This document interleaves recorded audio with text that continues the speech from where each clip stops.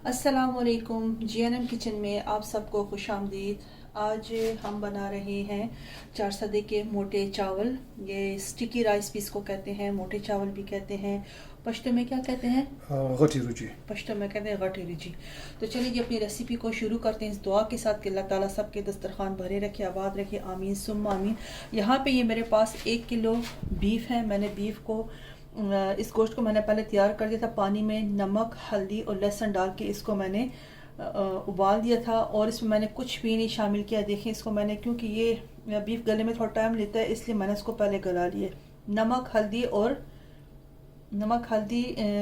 हल्दी और लहसुन ये डाल के मैंने इसको सिर्फ पकाया और कुछ भी नहीं शामिल किया। अच्छा, ये मेरे पास चावल हैं, इस तरह के चावल होते हैं मोटे से। हर इलाके में अपने अपने हिसाब से मिलते हैं। हमारे पास ये वाले मिलते हैं। यहाँ पे ये स्टिकी से चावल होते हैं मोटे से। इसके स्पेशल जो चार सदे के जो चावल बनते हैं इसके स्पेशली मोटे अलग से चावल होते हैं, बासमती वगैरह।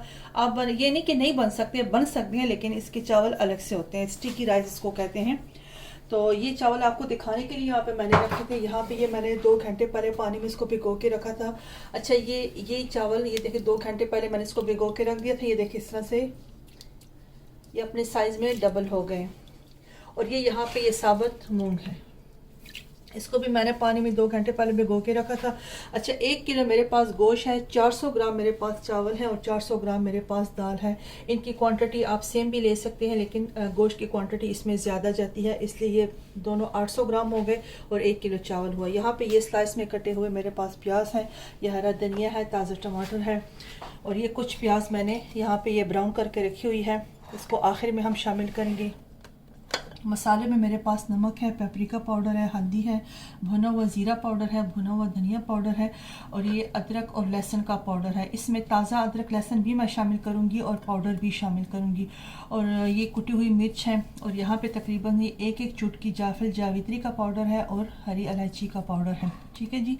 और ये साबुत मसालों में, खड़े मसाले में मेरे पास यहाँ पर दालचीनी है, ये 2 टुकड़े मैंने लिए हैं। और ये तेज़पात है, बे लीफ भी कहते हैं, तेज़पात भी कहते हैं, लौंग है, एक बड़ी इलायची है ये। और ये स्टार स्पाइस जिसको कहते हैं बादियान का फूल, तो उसका मैंने आधा फूल शामिल किया है। ये अदरक लहसुन है, ताज़ा अदरक लहसुन, इसको मैंने कद्दूकश कर लिया है। ये हरी मिर्ची है, इसको मैंने फाइन चॉप कर लिया है। ये ज़ीरा है, ऊपर से हम तड़का लगाने के लिए घी में इसको इस्तेमाल करेंगे। तो चलिए जी अपनी कुकिंग शुरू करते हैं। अच्छा, यहाँ पे मैंने प्यारी सी एक ली है, इसको कहते हैं, ये पेशावरी बर्तनों के ख़ास बर्तन जो जैसे तांबे के बर्तन होते हैं, आज हम इसी में बनाएंगे इसको। तो इसका अपना ही टेस्ट आएगा। बहुत ही प्यारी क्यूट सी छोटी सी देग है इसको, तो इसमें बनाएंगे। इसमें ये मैंने ये जो ऑयल शामिल किया, इस ऑयल में मैंने प्याज को ब्राउन किया था, उसी ऑयल में मैं अब ये बाकी वाले प्याज शामिल कर रही हूँ।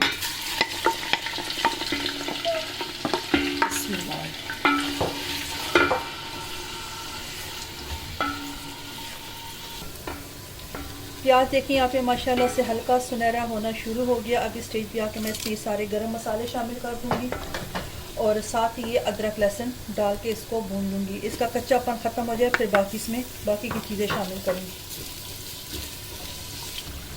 अदरक लहसुन माशाल्लाह से अच्छे से भुन चुका है। अब इसमें मैं ये पानी शामिल कर दूँगी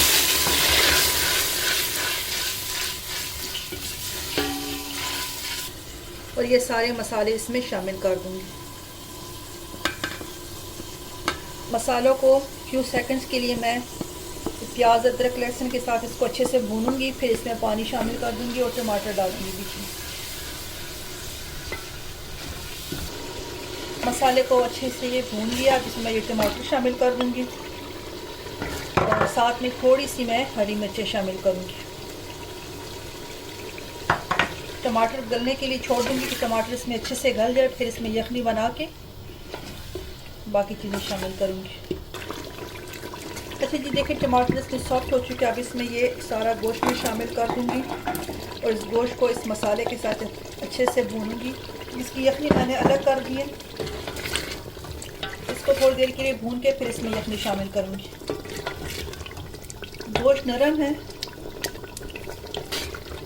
गोश्त को मैंने इस मसाले के साथ अच्छी तरह से 5-6 मिनट तक भून लिया। अब इसमें मैं यखनी डालूंगी, बनाऊंगी। इसमें गर्म पानी शामिल कर दिया, जो गोश्त की बची हुई यखनी थी ये भी शामिल कर दूंगी।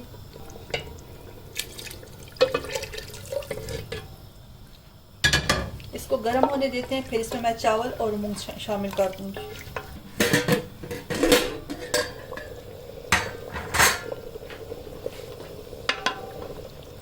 यखनी माशाल्लाह से उबल चुकी है। अब इसमें मैं ये मूंग की दाल शामिल कर दूंगी।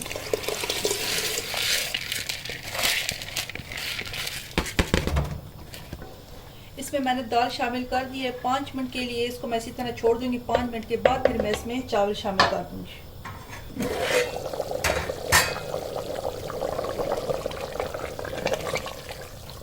अब इसमें मैं ये सारे चावल शामिल कर दूंगी।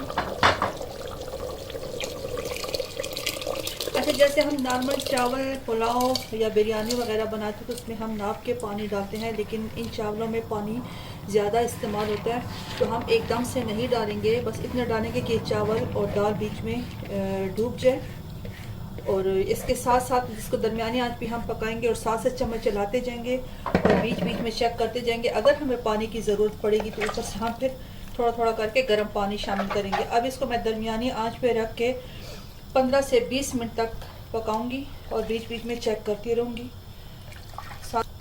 और साथ साथ आपके साथ शेयर करती जाऊँगी।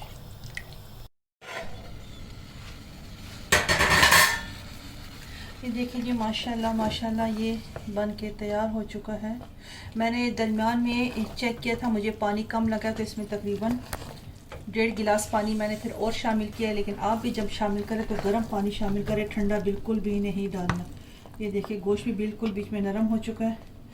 इसको ऐसे ऐसे करते जाएंगे जैसे हम दलीम को कुछ लोग दलीम कहते हैं, कुछ हलीम कहते हैं, जैसे उसको ऐसे घोटते हैं ना, इसी तरह से इसको भी हमने इस तरह घोटना है कि ये गोश्त के बीच में रेशे अलग हो जाए, कुछ बीच में चंकी रहे और कुछ अलग हो जाए। तो ये तैयार है। अब इसके लिए हम ऊपर से तड़का तैयार करेंगे। इसको डिश आउट करके फिर आपको दिखाती हूँ।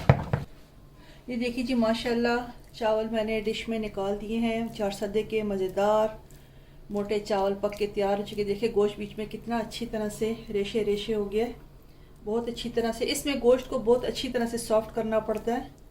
ये देखिए इसकी स्टिकीनेस आप देख सकते हो। ये देखें, ये बहुत मज़े के बनते हैं। अब इसके ऊपर हम तड़का लगाएंगे। अच्छा जी, अब देखिए ये मेरा होममेड देसी घी है, मैं इसी का तड़का बना के लगाऊंगी इसके ऊपर। आपके पास जो चीज़ अवेलेबल है, जो मौजूद है, आप वो इस्तेमाल कर सकते हैं। ठीक है जी। तो यहाँ पे घी माशाल्लाह से गर्म हो चुका है।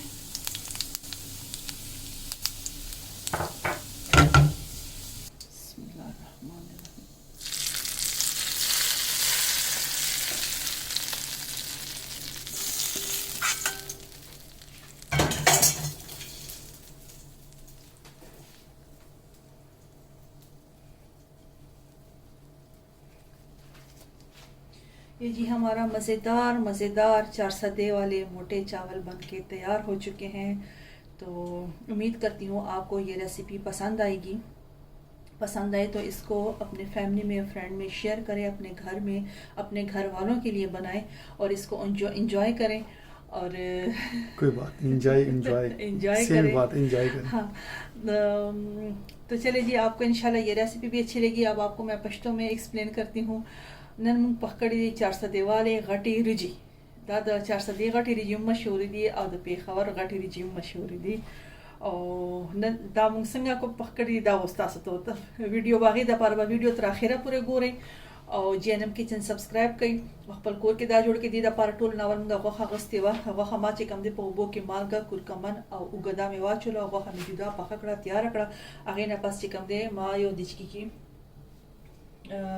तेल वाचुल आगे की में प्याज रखल उगा अदरक में पके वाचुल साबत मसाले में पके वाचुल आगे ना पास चिकम दे मा वखा वर्त रावाड़ोला टमाटर में वर्त वाचुल ना वखा मा बागी की खस रखड़ा बिया मेरे पास यखनी रावाड़ोला खदी रिजो की चिकम दे ना वखी क्वांटिटी सूप पकी ज्यादा एक दी सूप वखा दाल और रिजी दा चिकम दे सेम क्वांटिटी की दी हो दे कि मा वखा 1 किलो अगस्तेवा और 400 ग्राम दाल और 400 ग्राम रिजी भी तासु खपल हिसाब सरा खपल अंदाजे सरा पके सीजुना शामिल कई मसाले द मसालो क्वांटिटी में तासु खपल अंदाजे सरा कम ज्यादा अचोले शे पके और आगे ना बस चिकन दी मा यखनी वाचोला और दाल में वर्ता रावाड़ और रिज में वर्ता वाचोले दा पर दरमियाना और मातिमा पखीकड़े देखिए मूंग दरी जो पशानते बराबर उबो न चौदी की चिकम दे वर्सर वर्सर कतल वाड़ी जिसमरा थिकनेस तासो ददी पकारी आग हिसाब में ददी की उबो शामिलेगी और बाकी चिकम दे नदाता सो वीडियो बगोरी वीडियो के बता सब पूरा डिटेल्स रहा पता होगी।